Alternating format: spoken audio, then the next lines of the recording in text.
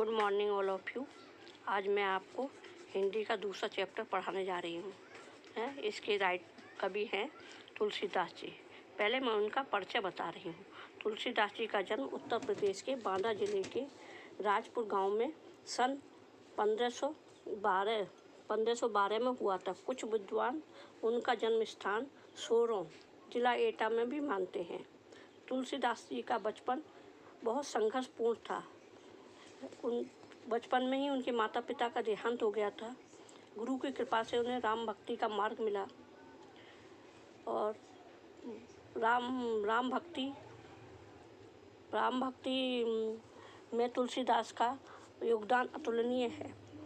रामचरितमानस कवि को अत्यंत राम भक्ति और सृजनात्मक कौशल का मनोहर उदाहरण है। इन्होंने अनेक रचनाएं रची। रामचरितमानस, कवितावली, गीतावली, दोहावली, कृष्ण गीतावली, विनय पत्रिका आदि इनकी प्रमुख रचनाएं हैं।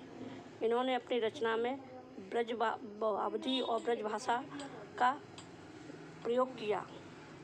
सन 1623 में काशी में उनका देहांत हो गया। इसी तरह यही तुलसीदास जी का परिचय है। अब आपको हम आगे ले चलते हैं। आपका जो है पाठ है राम लक्ष्मण परशुराम संवाद। राम लक्ष्मण परशुराम संवाद रामचरितमानस से लिया है। यह उस समय का संवाद है जब राम ने धनुष तोड़ा था और उसकी आवाज़ सुनकर परशुराम जी जनक सभा में उपस्थित हुए थे। तो इसमें लिखा है, यहीं से शुरू हो रहा है।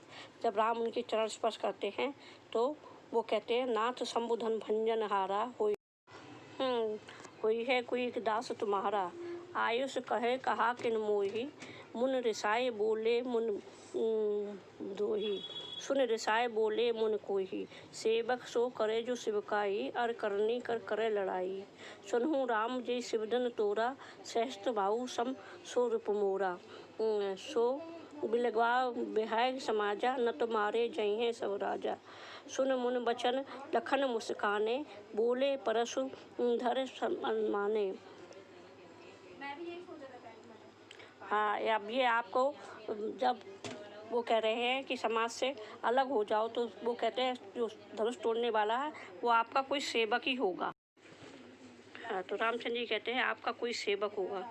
तो वो नाराज होते हैं कि सेवा करने वाला सेवक होता है और जो शत्रुता का काम करे वो शत्रु ही होता है, और वो समाज से अलग हो जाए, नहीं तो हम सभी राजाओं को मार देंगे। आगे है, सुन मुन बचन लखन मुस्काने, बोले परसु धरहि अनुमाने, बहु धन तोरी लड़काई, कबू न अस रस कीन गुसाई, यही धन पर ममता कह हेतु, सुन रिसाए कहे भृगुकुल केतु, रे नप बालक काल बस, बोलत तोहि न समार, धनुहि सम त्रिपुरार धन विदित संसार। तो लक्ष्मण जी उनकी बातों को सुनकर हंसने लगते हैं और कहते हैं कि बचपन में तो मैंने बहुत सारे धनुष तोड़े, तब आप इतना गुस्सा नहीं हुए। तो परशुराम जी को और गुस्सा आता है। वो कहते हैं कि ये धनुष शिव जी का धनुष है और वो उनकी तुलना कर रहे हो, तुम छोटे छोटे धनुष की इसकी तुलना, ये राजा के बालक, तुम संभाल कर नहीं बोलते हो, हैं तुम इसको शिव जी के धनुष को के बराबर मानते हो। यह शिव जी का धनुष है और वो छोटे छोटे धनुष हैं जो तुमने बचपन में तोड़े थे, संभाल कर बोला करो, हैं। इस तरह से वो डांटते हैं। अब आगे चलते हैं दूसरे पेज पर। लखन कहा हम हंस हमरे जाना, सुनहु देव सब धनुष समाना, का चित लाभ जीव धन तोरे, देखा राम नयन के भोरे, चुअत टूट रघुपतु न दोसु, सुन बिन काज करे कत रोसु, बोले चितव परस की ओरा, रे सठ सुन स्वभाव न मोरा। लखन जी उनसे कह रहे हैं कि सब सब धनुष हमारे लिए तो समान है। रघुपति ने मतलब राम जी ने इसको देखा और छुआ और टूट गया, तो हम क्या कर सकते हैं, इसमें इतने गुस्सा करने की क्या बात है। तो परशुराम जी उस पर क्रोध करते हैं, कहते हैं तुम हमारे स्वभाव को नहीं जानते हो। बालक बोल बधे नहीं तो ही, केवल मुनिजन जान है मोही, बाल ब्रह्मचारी अत कोही, विश्व विदित क्षत्रिय कुलद्रोही, भुजबल भूमि भूप बिनुकीनी, विपुल बार महिदेवन दीनी। सहस्र बाहु भुज छेदनहारा, परशु बिलोक महीप कुमारा। वो अपनी वीरता को बखान करते हैं कि तो हमें नहीं जानते हो, मैंने बचपन में तुम बच्चे हो इसलिए मैं तुमको नहीं मार रहा हूँ, है तुम मुझे केवल ब्रह्मचारी समझते हो। मैं क्षत्रिय कुल का द्रोही हूँ, मैं क्षत्रिय कुल का द्रोही हूँ। कई बार मैंने पृथ्वी को क्षत्रियों से हीन कर दिया और ब्राह्मणों को दान कर दिया।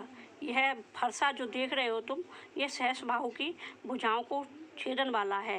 मात पितहि जन सोच बस, करे महीप किशोर, गर्भन के अर्भक दलन, परस मोर अति घोर। है ये फरसा बहुत कठोर है, ये गर्भ के अंदर बच्चों को मार देता है। तुम नहीं जानते हो कि हमारा परसा कितना कठोर है। भैंस लखन बोले मृदुबानी, अहो मुनीष महाबटबानी। पुन पुन मोय दिखाओ कठारू, चाहत उड़ावन फूक पहारू। यहाँ कुम्मड़ बतिया को नाही, जे तर्जन देख मर जाही। देख कुठार सरासन बाना, मैं कुछ कहा सहित अभिमाना। भृगुसुत समझ को जानेऊ बिलोकी, जो कुछ कह सरह रस रोकी। लक्ष्मण जी हंस रहे हैं और बोल रहे हैं कि हम जानते हैं तुम कितने बड़े वीर हो, है बार बार मुझे फरसा दिखाते हो, तुम तो फूंक उड़ाकर पहाड़ उड़ाना चाहते हो। हम कोई कुम्मड़ बतिया नहीं है, एक पेड़ होता है जो उंगली देखकर मुरझा जाता है, हम वो नहीं हैं। हम वो पेड़ नहीं हैं जो देखते ही मुरझा जाते हैं। तुम तो हमें बार बार फरसा दिखाकर उड़ाना चाहते हो। भृगुसुत समझ जान बिलोकी, जो कुछ कहो सखो रस रोकी। सुर मह हरजन और गाई, हमरे कुल इन पर करे न सुराई। बंधे पाप अपकीरत हारे, मारतहु स परिहर तुम्हारे। कोट कुलस सम वचन तुम्हारा, व्यर्थ धरहो धनु बाण कुठारा। लक्ष्मण जी कहते हैं कि हमारे कुल में ब्राह्मणों को और गाय को और औरतों को पर बाण नहीं चलाते। तुम तो हमेशा अपनी बड़ाई कर रहे हो। अनेक बार तुमने अपने फरसा को दिखाकर व्यर्थ ही हम पर रोष कर रहे हो। हैं तुम बहुत बड़े वीर हो, है हमारी बात को नहीं समझ रहे हो। कौशिक सुन मंद यहू बालक, कुटिल काल बस निज कुल घालक। भानु वंश राकेश कलंकु, निपट निरंकस अवध असंकु। वो कह रहे हैं परशुराम जी विश्वामित्र को लक्ष्य करके कि ये बालक बहुत दुष्ट है, ये अपने वंश का नाश करने वंश को कलंक लगाने वाला है। ये केवल मुझे ब्राह्मण समझ रहा है और अपने बड़प्पन झाड़ रहा है। कालक केवल होय सन माही, कहीं पुकार खोर मोह नाही। तुम्हें हटको जो चहूँ उबारा, कहे प्रताप बल रोष हमारा। इसे बताओ कि हम कितने बड़े हैं, इसे हमारा बल और प्रताप का ज्ञान कराओ, नहीं तो हमारा बहुत अनर्थ हो जाएगा। वो बार बार विश्वामित्र को लक्ष्य करके ये बात तो वो बार बार विश्वामित्र जी को देखकर लक्ष्मण जी को हटक रहे हैं और कह रहे हैं कि इसे हटा लो। लखन कहा सुन मुन सुजस तुम्हारा, कुम्ही अछत को बर नहीं पारा। अपने मुँह तुम आपन करनी, अनेक बार भांति बहुबरनी। नहीं संतोष ते पुन कहू, जन रस रोक दुसह दुख सहू। वीर व्रती तुम धीर अछोबा, गारी देत न पाबो शोभा। लक्ष्मण जी कह रहे हैं तुमने बहुत बार अपनी करनी को बखान किया है, अपने आप ही अपनी करनी को बखान करते हो। कोई ऐसा करता है? मियाँ मिट्ठू बने हुए हो, तुम्हें अपने किए पर संतोष नहीं है। बार बार अपने को वीर व्रती धारण कर बताते हो। यदि ऐसी क्षमता है तो युद्ध के सन्मुख आओ, गारी देते शोभा नहीं देते हो। अतः युद्ध के लिए तैयार रहो। सूर समर कर नी करहीं, कहे जे जनावहें आप। विद्यमान रन पाए रूप, कायर कथहीं प्रताप। जो विद्वान जो वीर होते हैं वो अपनी करनी को बखान नहीं करते हैं, वो युद्ध करते हैं। और जो कायर होते हैं वो अपनी बातों को बार बार दोहराते हैं। तुम कायरों की तरह बात कर रहे हो, यदि वीर हो तो सामने आओ। अब नेक्स्ट पेज पर चलते हैं तुम तो काल हाँक जन लाबा, बार बार मोहि लाग बुलाबा। सुनत लखन के बचन कठोरा, परसु सुधार धरेउ कर धोरा। अब जन दे दोष मोहि लागू, कटुबादी बालक बद जोगू।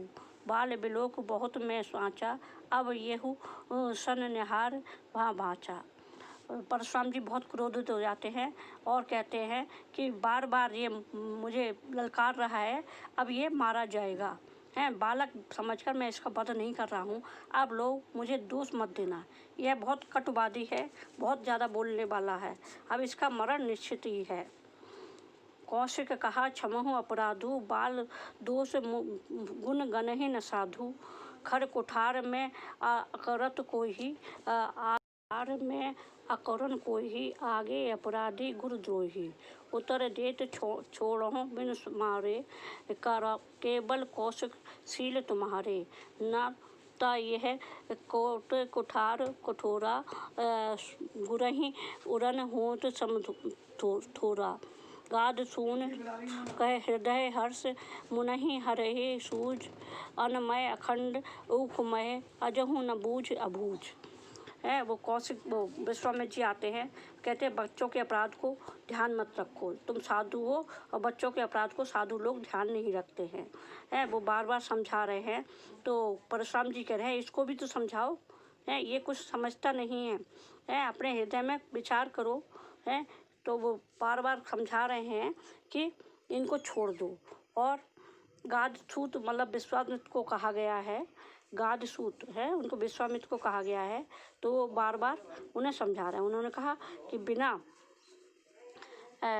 ऊख बिना मतलब गन्ने को जब पेरते हैं तो उसका जूस निकलता है, इसी तरह तुम अब इसको क्षमा कर दो। कहूँ लखन मुन शील तुम्हारा, को नहीं जानत विदित संसारा। मात पिता है उरन भय नीके, गुरु ऋण रहा सोच बड़ जी के। सो जन हमरे ही माथे काड़ा, दिन चल गए ब्याज बहुबाड़ा। लखन जी फिर पीछे से बोलते हैं कि मालूम है, पूरे संसार को मालूम है कि माता पिता का ऋण तो तुमने उतार दिया, मगर गुरु का ऋण अभी तुम्हारे ऊपर बाकी है। सो लगता है तुमने हमको मारकर उस ऋण को उतारने वाले हो। है क्या ऐसा संभव है, तुम ऐसा कर पाओगे? वो बार बार फिर लक्ष्मण जी की बात सुनकर फिर क्रोधित हो जाते हैं और आगे बोलते हैं। अब आने हो व्यवहार बोली, तुरंत देहु में थैली खोली। सुन कटु बचन कुठार सुधारा, हाय हाय सब सभा पुकारा। भृगुबर परसु दिखाबहु मोही, विप्र विचार बचहु नप दोही। मिले न कबहु सुबट रणगारे, दुज देवता घर ही के बाढ़े। अनुचित कहा सब लोग पुकारे, रघुपत सैन लखन निवारे। लखन उतर आहुति सरस, भृगुबर कोप किसान। बढ़त देख जल सम बचन, बोले भृगुकुल भान। हैं वो बार बार कह रहे हैं कि अगर कहो तो मैं तुम्हारे गुरु के ऋण उतारने के लिए थैली खोल दूं। यह सब सुनकर परशुराम जी बहुत क्रोधित हो जाते हैं और अपने फरसा को पकड़ लेते हैं, और जो पूरी सभा होती है वो हाय हाय करके पुकारने लगती है। तो वो लक्ष्मण जी फिर भी कह रहे हैं कि मैं तुमको ब्राह्मण समझता हूँ और इसलिए मैं आपको नहीं मार रहा हूँ, मैं आपसे कुछ कह नहीं रहा हूँ। हम देवताओं, वो ब्राह्मणों की या देवताओं की स्तुति करते हैं, इसलिए हम ऐसा नहीं कर रहे हैं। तो सभी लोग लक्ष्मण जी को दोष देते हैं और कहते हैं कि ये बालक वाकई में बहुत कठोर वचन बोलने वाला है। तो ये सब देखकर रामचंद्र जी आते हैं और लक्ष्मण जी को इशारे से दूर बैठा लेते हैं। लखन उतर आहुति सरस, भृगुबर कोप किसान। बढ़त देख जल सम। लक्ष्मण जी की बात सुनकर उनको क्रोध आ रहा है, तो रामचंद्र जी आते हैं और लक्ष्मण जी को इशारे से बैठाते हैं। लक्ष्मण जी और परशुराम को बहुत समझाते हैं, कहते हैं लक्ष्मण जी के दोष माफ़ कर दो। है हमारे कुल में ब्राह्मणों को सम्मान देते हैं, अतः आप हमारे लिए सम्मान के योग्य है, ऐसा रामचंद्र जी कहते हैं। तब परशुराम जी उनको देखकर थोड़ा शांत होते हैं, मगर लक्ष्मण के वचन सुनकर वो बार बार क्रोधित हो जाते हैं। अब राम के वचन सुनकर शांत हो जाते हैं। थैंक यू, आपका ये चैप्टर कंप्लीट।